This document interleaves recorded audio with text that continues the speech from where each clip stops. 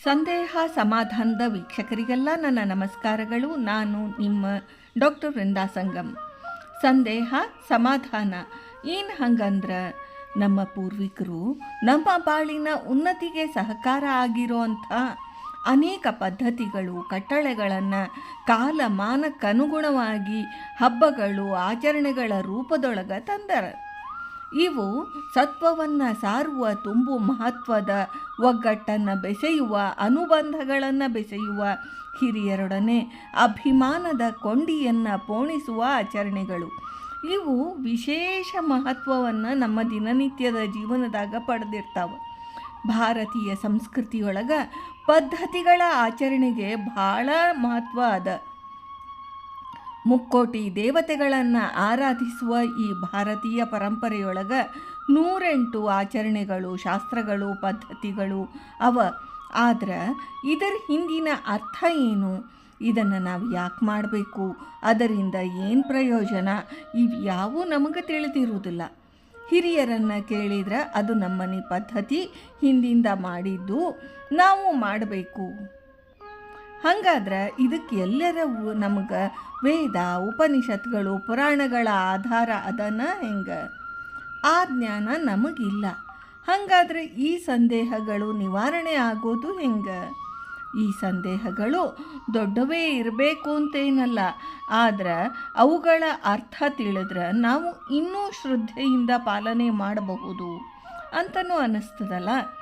ಅಂತಹ ಸಂದೇಹಗಳಿಗೆ ಸಮಾಧಾನದ ಉತ್ತರಗಳನ್ನು ನೀಡುವಂಥದ್ದೇ ಇಲ್ಲಿನ ಪ್ರಯತ್ನ. ಅಂದ್ರೆ ನಮ್ಮ ಸಂದೇಹಗಳಿಗೆ ಡಾಕ್ಟರ್ ಸುಧಾ ದೇಶಪಾಂಡೆ ಅವರು ಸಮಾಧಾನದ ಉತ್ತರಗಳನ್ನು ನೀಡ್ತಾರೆ. ಅದು ವೇದ, ಉಪನಿಷತ್ತು, ಪುರಾಣ ಇವುಗಳ ಆಧಾರಗಳೊಡನೆ.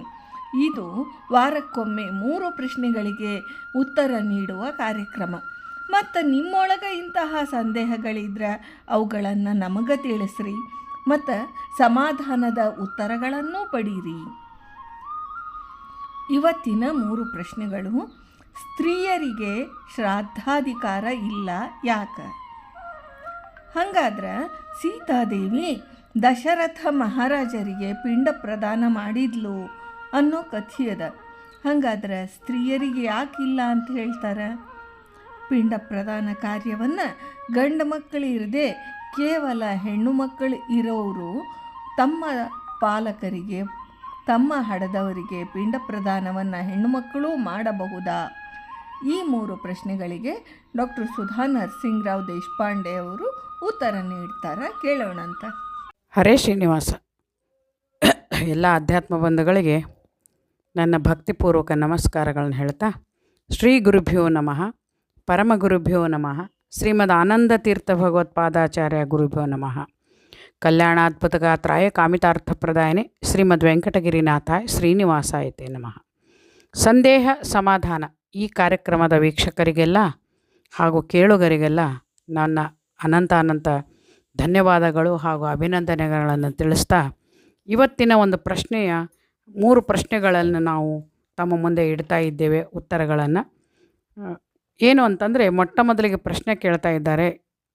ಕೆಲವೊಂದು ಬಹಳ ಉಪಯುಕ್ತ ಹಾಗೂ ಅರ್ಥಗರ್ಭಿತವಾದ ಪ್ರಶ್ನೆಗಳು. ಅವರು ಕೇಳುವವರಿಗೆ ನಾನು ಧನ್ಯವಾದಗಳನ್ನು ಹೇಳ್ತೇನೆ. ಇದು ಎಲ್ಲರ ಮನಸ್ಸಿನಲ್ಲಿ ಇರ್ತದೆ, ಆದರೆ ಅದಕ್ಕೆ ಸರಿಯಾದ ಸಮರ್ಪಕ ಉತ್ತರ ನಮಗೆ ಎಲ್ಲೂ ಸಿಗ್ತಾ ಇರಲ್ಲ. ಇದನ್ನು ಪ್ರಶ್ನೆ ತುಂಬ ಮಾರ್ಮಿಕವಾಗಿದೆ. ಸ್ತ್ರೀಯರಿಗೆ ಶ್ರಾದ್ದಕ್ಕೆ ಅಧಿಕಾರವಿಲ್ಲ ಯಾಕೆ ಅಂತ ಕೇಳ್ತಾ ಇದ್ದಾರೆ.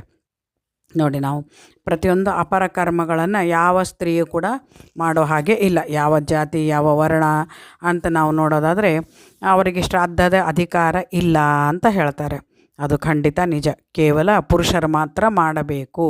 ಅದು ಯಾಕೆ ಅಂತಂದರೆ, ಅದರ ಒಂದು ಹಿನ್ನೆಲೆ ನೋಡೋದಾದರೆ ಮುಖ್ಯವಾಗಿ ಇದು ವೇದೋಕ್ತ ಅಂತಲ್ಲ, ಇದು ಕರ್ಮದ ಒಂದು ಕರ್ಮಾಂಗಗಳಲ್ಲಿ ಬರ್ತದೆ. ಅದು ತಂತ್ರಸಾರಗಳಲ್ಲಿ, ವಿಚಾರಗಳಲ್ಲಿ ಮತ್ತು ಅಪರ ಕರ್ಮಗಳ ವಿಚಾರವಾಗಿ ನಮಗೆ ಕೆಲವೊಂದು ವಿಷಯಗಳನ್ನು ವೇದಗಳಕ್ಕಿಂತ ಹೆಚ್ಚಾಗಿ ನಮಗೆ ಬೇರೆ ಬೇರೆ ಪುರಾಣಗಳಲ್ಲಿ ಹಾಗೂ ಬ್ರಹ್ಮಸೂತ್ರಗಳಲ್ಲಿ ಮತ್ತು ನಮ್ಮ ಆಚಾರ ಮಧ್ವರ ಸರ್ವಮೂಲ ಸಿದ್ಧಾಂತಗಳಲ್ಲಿ ನಮಗೆ ಇದೆಲ್ಲ ಸಿಗಲಿಕ್ಕೆ ಉಂಟು. ಇನ್ನು ಈ ಸ್ತ್ರೀಯರ ಶ್ರಾದ್ದಾದಿಗಳನ್ನು ಯಾಕೆ ಮಾಡಬಾರ್ದು ಅಂತಂದರೆ, ಯದ್ಯಪಿ ಸ್ತ್ರೀ ಅನ್ನೋ ಅರ್ಥ ಇಲ್ಲಿ ನಾವು ನೋಡ್ತೀವಿ, ಒಂದು ಹೆಣ್ಣು 8 ವರ್ಷ ಅಥವಾ ಈ ಮದುವೆ ಆದ ತಕ್ಷಣ ಅವಳನ್ನು ನಾವು ಕನ್ಯಾದಾನ ಅಂತ ಮಾಡ್ತೀವಿ. ಅವಳನ್ನು ದಾನವಾಗಿ ಕೊಟ್ಟು ಬಿಟ್ಟಿರ್ತೀವಿ. ಶ್ರೇಷ್ಠ ದಾನ ಅದು ಕನ್ಯಾದಾನ. ಅದು ದಾನವಾಗಿ ಕೊಟ್ಟ ಮೇಲೆ ಅವಳು ಏನಾಗ್ತಾಳೆ, ತಾನು ಹುಟ್ಟಿದ ಗೋತ್ರದವನ್ನು ಬಿಟ್ಟು ಇನ್ನೊಂದು ಗೋತ್ರಕ್ಕೆ ಅವಳು ಸೇರ್ಪಡೆ ಆಗ್ತಾಳೆ. ಅದಾದರಿಂದ ಗೋತ್ರ ಬೇರೆ ಆಯಿತು. ಆ ದೃಷ್ಟಿಯಿಂದ ಮೊಟ್ಟ ಮೊದಲು ನಾವು ನೋಡೋದಾದರೆ ಸ್ತ್ರೀ ಒಂದು ದಾನ ಕೊಟ್ಟ ವಸ್ತುವಿನಿಂದ ನಾವು ಅದನ್ನು, ಯಾಕಂದರೆ ಈ ಗೋತ್ರ ಉಚ್ಚಾರ ಮಾಡಿ ಆ ಒಂದು ಅಪರ ಕರ್ಮಗಳು ಶ್ರಾದ್ದಾದಿ ಕರ್ಮಗಳ ಮಾಡುವಾಗ ನಾವು ಗೋತ್ರ ಉಚ್ಚಾರ ಮಾಡಬೇಕಾಗ್ತದೆ. ಪಿತೃ, ಪಿತಾಮಹ, ಪ್ರಪಿತಾಮಹ ಅಂತ. ಅಲ್ಲಿ ಇವಳನ್ನು ದಾನವಾಗಿ ಕೊಟ್ಟ ಮೇಲೆ ಅವಳಿಂದ ನಮಗೆ ಯಾವ ಅಧಿಕಾರವೂ ಇರುವುದಿಲ್ಲ. ಆ ದೃಷ್ಟಿಯಿಂದ ನಾವು ಮತ್ತು ಅವಳು ಗಂಡನ ಮನೆಯ ಗೋತ್ರದಿಂದ ಅವಳು ಕೆಲಸ ಮಾಡ್ಬೋದೇ ಹೊರತಾಗಿ ಈ ತವರು ಮನೆಯ ಗೋತ್ರದಿಂದ ಅವಳಿಗೆ ಈ ಶ್ರಾದ್ದಗಳನ್ನು ಮಾಡಲಿಕ್ಕೆ ಇಲ್ಲ. ಒಂದನೇ ಮಾತು. ಇನ್ನೊಂದು ಇದು ಏನಂತಂದರೆ ವೇದೋಕ್ತವಾದ್ದರಿಂದ, ಆಮೇಲೆ ಕೇಶಮುಂಡನ ಇದು ಎಲ್ಲ ಸ್ತ್ರೀಯರಿಗೆ ಅದು ಪುರಾಣಗಳಲ್ಲಿ ಇಲ್ಲ, ಉಲ್ಲೇಖಗಳು ಇಲ್ಲ, ವೇದಗಳಲ್ಲಿ ಉಲ್ಲೇಖ ಇಲ್ಲ. ಆ ದೃಷ್ಟಿಯಿಂದ ಕೂಡ ಶ್ರಾದ್ದಾದಿಗಳನ್ನು ಮಾಡಬಾರದು. ಆಮೇಲೆ ಪುತ ಅನ್ನುವ ನರಕವನ್ನು ತಪ್ಪಿಸುವ ಕೇವಲ ಪುತ್ರ ಅಂತಲೇ ಉಲ್ಲೇಖ ಇದೆ ಹೊರತಾಗಿ ಪುತ್ರಿ ಅಂತ ಎಲ್ಲೂ ಇಲ್ಲ. ಇದು ಕೂಡ ನಾವು ಅದನ್ನು ನೋಡಬಹುದು. ಪುತ ಅಂದರೆ ನರಕವನ್ನು ತಪ್ಪಿಸುವಂಥ ಪುತ್ರ. ಪ್ರತಿಯೊಂದು ನಾವು ಋಷಿಮುನಿಗಳ ಇದರಲ್ಲಿ ಸಂತತಿಗಳಲ್ಲಿ ಕೂಡ ನಾವು ನೋಡ್ತೀವಿ ಸ್ತ್ರೀಯರು ಶ್ರಾದ್ದಗಳನ್ನು ಮಾಡಿದ್ದು ಯಾವುದೇ ಒಂದು ಇದರಲ್ಲಿ ಉಲ್ಲೇಖ ಇಲ್ಲ. ಅದು ನಿಜ. ಮತ್ತು ಇನ್ನೊಂದು ಎರಡನೇ ಪ್ರಶ್ನೆ ಬಹಳ ಉತ್ತಮವಾಗಿ ಕೇಳ್ತಾ ಇದ್ದಾರೆ. ಸೀತಾದೇವಿ ದಶರಥ ಮಹಾರಾಜನಿಗೆ ಪಿಂಡ ಪ್ರದಾನ ಮಾಡಿದಳು ಅಂತ ಒಂದು ಕಥೆ ಬರ್ತದೆ. ಹಾಗಾದರೆ ಸ್ತ್ರೀಯರಿಗೆ ಅಧಿಕಾರ ಇಲ್ಲ, ಅವಕಾಶ ಇಲ್ಲ ಅಂತಂತಾರಲ್ಲ, ಇದು ಯಾವ ರೀತಿ ನ್ಯಾಯ ಅಂತ ಕೇಳಿದರೆ, ಸೀತಾದೇವಿ ದಶರಥ ಮಹಾರಾಜನಿಗೆ ಪಿಂಡ ಪ್ರದಾನ ಮಾಡಿದ್ದು ಅದು ನಿಜ. ಅದನ್ನು ನಾವು ನೋಡ್ತೀವಿ ಗಯಾ ಮಹಾತ್ಮೆಯಲ್ಲೇ, ಮಾಸ ಮಹಾತ್ಮೆಯಲ್ಲಿ ಗಯಾ ಫಲ್ಗು ನದಿಯ ದಂಡೆಯ ಮೇಲೆ ಅವರು ವನವಾಸಕ್ಕೆ ಹೋದಾಗ ಶ್ರಾದ್ದ ಬಂತು ದಶರಥ ಮಹಾರಾಜನದು. ಸಮಿತ್ತುಗಳು, ದರ್ಭೆಗಳು ಮುಂತಾದವನ್ನು ತೊಗೊಂಡು ಬರಬೇಕು. ಅದಕ್ಕೆ ಬೇಕಾದ ಸಾಮಾನುಗಳನ್ನಂತ ರಾಮ ಲಕ್ಷ್ಮಣರು ಹೋದರು. ಸಮಯ ಮೀರ್ಲಿಕ್ಕೆ ಬಂತು. ಆವಾಗ ಫಲ್ಗು ನದಿಯಿಂದ ದಶರಥ ಮಹಾರಾಜನ ಕೈ ಹೊರಗಡೆ ಬಂತು ಅಂತ ಹೇಳ್ತಾರೆ. ಬಂದ ತಕ್ಷಣ ಅನ್ನ ಕೊಡಿ ಅಂತ ಬಂತು ಅಂದಾಗ ಸೀತಾದೇವಿ ಅಲ್ಲೇ ಇದ್ದಂಥ ಮರಳಿನ ಪಿಂಡವನ್ನು ಮಾಡಿ ದಶರಥ ಮಹಾರಾಜನ ಕೈಯಲ್ಲಿ ಇಟ್ಲು. ಅವಳು ಶ್ರಾದ್ದವನ್ನು ಮಾಡಿದಳು, ಸಮರ್ಪಣೆ ಮಾಡಲು. ಶ್ರಾದ್ದ ಅಂದರೆ ಶ್ರದ್ಧೆಯಿಂದ ಅವರಿಗೆ ಅನ್ನ ಕೊಡೋದು, ಪಿತೃಗಳಿಗೆ ಅನ್ನ ಕೊಡೋದೇ ಶ್ರಾದ್ದ ಅಂತ ಕರೆಸ್ಕೊಳ್ತದೆ. ಅಲ್ಲೇನಂತಂದರೆ ಸೀತಾದೇವಿ ಇದನ್ನು ಮಾಡಿದ್ದು ಗಯಾ ಮಹಾತ್ಮೆ, ಮಾಸ ಮಹಾತ್ಮೆಯಲ್ಲಿ ಖಂಡಿತ ಬರ್ತದೆ. ಆದರೆ ನಾವು ನೋಡ್ತೀವಿ ಸೀತಾದೇವಿ, ಯದ್ಯಪಿ ಇಲ್ಲಿ ನಾವು ನೋಡೋದು ಸೀತಾದೇವಿ ಮಾಡಿದ್ದು ಶ್ರಾದ್ದ ತನ್ನ ಮಾವನದು, ಅಂದರೆ ಅದೇ ಗೋತ್ರ, ಯಾವ ಗೋತ್ರಕ್ಕೆ ಅವಳು ಮದುವೆಯಾಗಿ ಬಂದಳು ಸೀತಾದೇವಿ, ಅದಕ್ಕೆ ತಾನು ಅದನ್ನು ಮಾಡಿದಳು ಒಂದು. ಅದರ ಜೊತೆಗೆ ಕ್ಷತ್ರಿಯ ಸ್ತ್ರೀಯರು ಏನಂತಾರೆ, ಶ್ರಾದ್ದಗಳನ್ನು ಮಾಡೋದು ನೇಮದಲ್ಲಿ ಉಂಟು, ಮಾಡ್ತಾರೆ. ಕೆಲವು ಉತ್ತರ ಭಾರತದ ಕಡೆ ನಾವು ನೋಡೋದಾದರೆ ಮಕ್ಕಳಿರದೆ ಹೋದರೆ ಹೆಣ್ಮಕ್ಳು ಕುಳಿತು ಶ್ರಾದ್ದಾದಿಗಳನ್ನು ಮಾಡ್ತಾರೆ. ಅದರಂತೆ ರಾಮ ಹಾಗೂ ಸೀತಾದೇವಿ ಇವರು ಏನಂತಂದ್ರೆ ಕ್ಷತ್ರಿಯ ರಾಜರು. ದಶರಥ ಮಹಾರಾಜ ಅವರೆಲ್ಲ ಕ್ಷತ್ರಿಯ ವಂಶ. ಆ ದೃಷ್ಟಿಯಿಂದ ಬ್ರಾಹ್ಮಣರಿಗೆ ಮಾತ್ರ ಈ ಒಂದು ನಿಯಮ ಅಂತ ಮುಖ್ಯವಾಗಿ ಇಲ್ಲಿ ಉಂಟು. ಮತ್ತು ಅವಳು ಉಪನೀತಳಾಗಿಲ್ಲ, ಉಪವೀತವಾಗಲಾರ್ದೆ ಯಾವ ರೀತಿ ಮಾಡಿದ್ಲು ಅಂತಂದರೆ, ಹೆಣ್ಣು ಮಕ್ಕಳಿಗೆ ಮದುವೆ ಅನ್ನೋದೇ ಉಪವೀತ, ಅಂದರೆ ಉಪನಯನ ಆದಂತೆ ಅಂತ ಅರ್ಥ. ವೇದಕ್ಕೆ ಅಧಿಕಾರಿಗಳು ಅಂತ ಅರ್ಥ. ವೇದಾಭಿಮಾನಿಯಾದ ಸೀತಾದೇವಿ ಮಾಡಿದ್ದು ವಿಷಯವನ್ನು ನಾವು ಇಲ್ಲಿ ಗಣನೆಗೆ ತಗೊಳ್ಳೋ ಹಾಗೆ ಇಲ್ಲ. ಯಾಕಂದರೆ ಅವಳಿಗೆ ಎಲ್ಲ ಅಧಿಕಾರ ಉಂಟು, ಅದು ಮುಖ್ಯವಾಗಿ ಬರ್ತದೆ. ಅದರ ಜೊತೆಗೇನಂತಂದರೆ ಸೀತಾದೇವಿ ಪಿಂಡ ಪ್ರದಾನ ಮಾಡಿದಳು ಅಂತ ಅರ್ಥ ಏನು ಅಂತಂದರೆ, ಅಲ್ಲಿ ಕೆಲವೊಂದು ಕಥೆಗಳಲ್ಲಿ ಬರ್ತದೆ. ಅಂದರೆ ವಟವೃಕ್ಷಕ್ಕೆ ಅವಳು ಅನುಗ್ರಹ ಮಾಡಿದ್ಲು, ಆಕಳಿಗೆ ಮತ್ತು ತುಳಸಿಗೆ ಹಾಗೂ ಏನಂತಂದರೆ ಬ್ರಾಹ್ಮಣನಿಗೆ ಎಲ್ಲರಿಗೂ ಶಾಪಗಳನ್ನು ಕೂಡ ಕೊಟ್ಲು ಅಂತ ಹೇಳ್ತಾರೆ. ಅಂತಹ ಯೋಗ್ಯತೆ ಯಾವ ಸ್ತ್ರೀಗೂ ಇರೋದಿಲ್ಲ. ಆದ್ದರಿಂದ ನಾವು ನಮ್ಮ ಅಧಿಕಾರತನ ತಿಳ್ಕೊಂಡು ನಾವು ಅದನ್ನು ವಿಚಾರ ಮಾಡಬೇಕೆ ಹೊರತಾಗಿ ಸೀತಾದೇವಿ ದಶರಥ ಮಹಾರಾಜನಿಗೆ ಪಿಂಡ ಪ್ರದಾನ ಮಾಡಿದ್ದು ಉಂಟು. ಅವಳ ಗೋತ್ರ ದಶರಥನ ಗೋತ್ರ ಒಂದೇ ಆದ್ದರಿಂದ, ಅದು ಕೂಡ ಕ್ಷತ್ರಿಯ ವಂಶದಲ್ಲಿ ಬಂದದ್ದರಿಂದ, ರಾಜರ ವಂಶದಲ್ಲಿ ಅವಳಿದ್ದರಿಂದ ಅದು ಮಾಡಲಿಕ್ಕೆ ಅವಳಿಗೆ ಅಧಿಕಾರ ಉಂಟು. ಆ ರೀತಿ ಸೀತಾದೇವಿಯ ಒಂದು ನಾವು ನೋಡ್ತೀವಿ. ಮತ್ತು ಮೂರನೇ ಪ್ರಶ್ನೆ ಕೇಳ್ತಾ ಇದ್ದಾರೆ, ಪಿಂಡ ಪ್ರದಾನ ಕಾರ್ಯವನ್ನು ಗಂಡು ಮಕ್ಕಳು ಇರದೆ ಕೇವಲ ಹೆಣ್ಣು ಮಕ್ಕಳೇ ಇರುವವರು ಮಾಡಬಹುದೇ ಅಂತ ಕೇಳ್ತಾ ಇದ್ದಾರೆ. ಇದು ಕೂಡ ಮುಖ್ಯವಾಗಿ ನಾವು ನೋಡ್ತೀವಿ ಕ್ಷತ್ರಿಯರಲ್ಲಿ ಬೇರೆ ಒಂದು ವರ್ಣಾಶ್ರಮಗಳಲ್ಲಿ ಮಾಡ್ತಾರೆ, ಆದರೆ ಬ್ರಾಹ್ಮಣರಲ್ಲಿ ಅದು ಇಲ್ಲ. ಯಾಕೆ ಅಂತಂದರೆ ಪಿಂಡ ಪ್ರದಾನ ಮುಖ್ಯವಾದ ಕಾರ್ಯಗಳು ಕೇವಲ ಹೆಣ್ಣು ಮಕ್ಕಳೇ ಇದ್ದರು, ಅವ್ರಿಗೆ ಗಂಡು ಸಂತತಿ ಇಲ್ಲದೆ ಹೋದರೆ ಅಳಿಯಂದ್ರು ಮಾಡಬಹುದು ಅಂತ ಶಾಸ್ತ್ರದಲ್ಲಿ ಇದೆ. ಯಾಕಂತಂದರೆ ಅಳಿಯಂದರು ಮೊಮ್ಮಕ್ಕಳು ಆ ರೀತಿ ಏನಂದರೆ ಪುರಾಣಗಳಲ್ಲಿ ಉಲ್ಲೇಖ ಇದೆ. ಮತ್ತು ಅದರ ಜೊತೆಗೆ ಮುಖ್ಯವಾಗಿ ಮಾಡಬೇಕಾಗಿದ್ದು ಒಂದೇ ಗೋತ್ರದವರು ಮಾಡೋದು ಬಹಳ ಮಹತ್ವ. ಯಾರು ಅಂದರೆ ಅವರ ಅಣ್ಣ ತಮ್ಮಂದಿರಾದ ಯಾರಾದರೂ ಸಗೋತ್ರದವರು ಅಂತ ಹೇಳ್ತೀವಿ. ಅಂದರೆ ಯಾರ ನಿಧನವಾಗಿರ್ತಾರೋ ಅವರ ಅಣ್ಣ ಅಥವಾ ತಮ್ಮ ಅಥವಾ ಅಣ್ಣನ ಮಕ್ಕಳು ತಮ್ಮನ ಮಕ್ಕಳು, ಈ ರೀತಿ ಅದು ತಂದೆ ತಾಯಿ ಇಬ್ಬರು ಇದ್ದರೆ ಮಾಡೋ ಹಾಗೆ ಇಲ್ಲ. ಯಾರಾದರೂ ಒಬ್ಬರು ತೀರಿ ಹೋಗಿದ್ದರೆ ಮಾತ್ರ ಅವ್ರು ಮಾಡಬಹುದು. ಇಬ್ಬರು ಇದ್ದರೆ ಮತ್ತೆ ಬೇರೆಯವರೇ ಮಾಡಬೇಕು. ಇಷ್ಟೆಲ್ಲ ನಿಯಮಗಳು ಉಂಟು.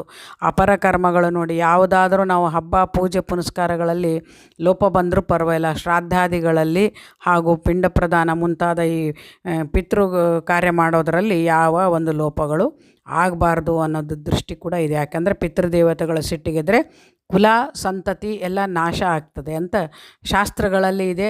ಅದು ನಿಜನೂ ನಿಜ. ಯಾಕೆ ಅಂತಂದ್ರೆ ಅದು ಜನ್ಮದ ಋಣಾನುಬಂಧದಿಂದ ಅದು ಜನ್ಮಕ್ಕೆ ಅವರಿಗೆ ನಮಗೆ ಸಂಬಂಧ 7 ಜನ್ಮದ ಸಂಬಂಧಗಳು ಇರ್ತದೆ. ಆ ದೃಷ್ಟಿಯಿಂದನೇ ನಾವು ಅದನ್ನು ಲೋಪ ಮಾಡಬಾರ್ದು ಅಂತ ಹೇಳ್ತಾರೆ. ಮತ್ತು ಅದರ ಜೊತೆಗೆ ಬರೀ ಹೆಣ್ಣು ಮಕ್ಕಳಿದ್ರೆ ಅಳಿಯಂದ್ರೆ ಖಂಡಿತ ಮಾಡಬಹುದು. ಅಳಿಯಂದ್ರೇ ಮಾಡಬೇಕು, ತಪ್ಪು ಏನೂ ಇಲ್ಲ. ಯಾಕಂದ್ರೆ ಅಳಿಯ ಕೂಡ ನಾವು ಹೇಳ್ತೀವಿ ಮಗನ ಸಮ. ಅದರ ಜೊತೆಗೆ ಅಳಿಯ ತನ್ನ ಗೋತ್ರವನ್ನು ಉಚ್ಚಾರ ಮಾಡಬಾರ್ದು. ಯಾರು ಮಾವನ ಒಂದು ಶ್ರಾದ್ದಾದಿಗಳನ್ನು ಅವನು ಮಾಡ್ತಾ ಇರ್ತಾನೋ ಅವನ ಗೋತ್ರವನ್ನೇ ಉಚ್ಚಾರ ಮಾಡಬಹುದು. ಕಡೇ ಪಕ್ಷ ಯಾರೂ ಇಲ್ಲದೆ ಹೋದರೆ ಅಳಿಯನಿಗೂ ಕೂಡ ಇಲ್ಲದೆ ಹೋದರೆ ಅರ್ಚಕರಿಂದ ಆಚಾರ್ಯರಿಂದ ಮಾಡಿಸ್ತಾರೆ, ಕುಲಪುರೋಹಿತರಿಂದ ಮಾಡಿಸ್ತಾರೆ. ಅಷ್ಟು ನಿಯಮ ಉಂಟು ಹೊರತಾಗಿ ಹೆಣ್ಣು ಮಕ್ಕಳು ಶ್ರಾದ್ದಗಳನ್ನು ಮಾಡಲಿಕ್ಕೆ ಅರ್ಹತೆ ಇಲ್ಲ.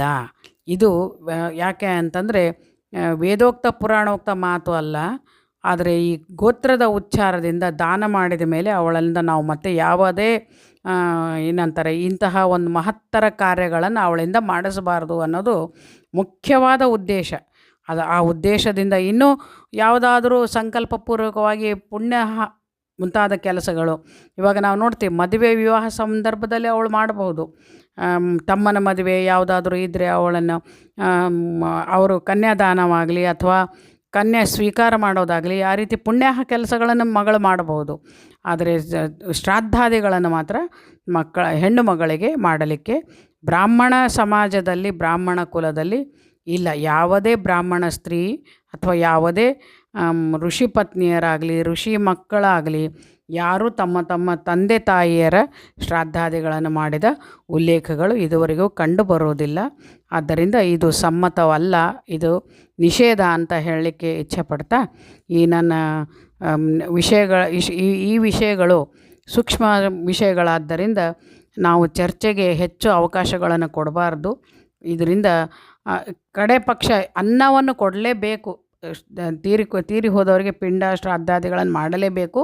ಅದನ್ನು ಅರ್ಚಕರಿಂದಾದರೂ ಮಾಡಿಸ್ಬೋದು ಹೊರತಾಗಿ ಪುರೋಹಿತರಿಂದ ಅರ್ಚಕರಿಂದ ಹೊರತಾಗಿ ಸ್ತ್ರೀಯರಿಂದ ಮಾಡಿಸಬಾರ್ದು ಅನ್ನುವ ಒಂದು ಮಹತ್ತರವಾದ ವಿಷಯವನ್ನು ಹೇಳ್ತಾ ಈ ನನ್ನ 4 ನುಡಿ ನಮನಗಳನ್ನು ಭಾರತೀಶ ಮುಖ್ಯ ಪ್ರಾಣಾಂತರ್ಗತ ಶ್ರೀಕೃಷ್ಣಾರ್ಪಣಮಸ್ತು. ತಮಗೆ ಈ ವಿಷಯಗಳು ಸರಿ ಅನಿಸಿದರೆ ಲೈಕ್ ಮಾಡಿ, ಸಬ್ಸ್ಕ್ರೈಬ್ ಮಾಡಿ. ಅಥವಾ ತಪ್ಪು ಅಥವಾ ಇದರಲ್ಲಿ ಏನಾದರೂ ಲೋಪದೋಷ ಕಂಡು ಬಂದರೆ ನಮಗೆ ನೀವು ಕಮೆಂಟ್ ಮಾಡಿ ಹೇಳಿದರೆ ನಮಗೆ ವಿಷಯ ಗೊತ್ತಾಗ್ತದೆ ಅಂತ ಹೇಳ್ತಾ ಹರೇ ಶ್ರೀನಿವಾಸ, ಗುರು ರಾಘವೇಂದ್ರ. ಕೃಷ್ಣಾರ್ಪಣಮಸ್ತು.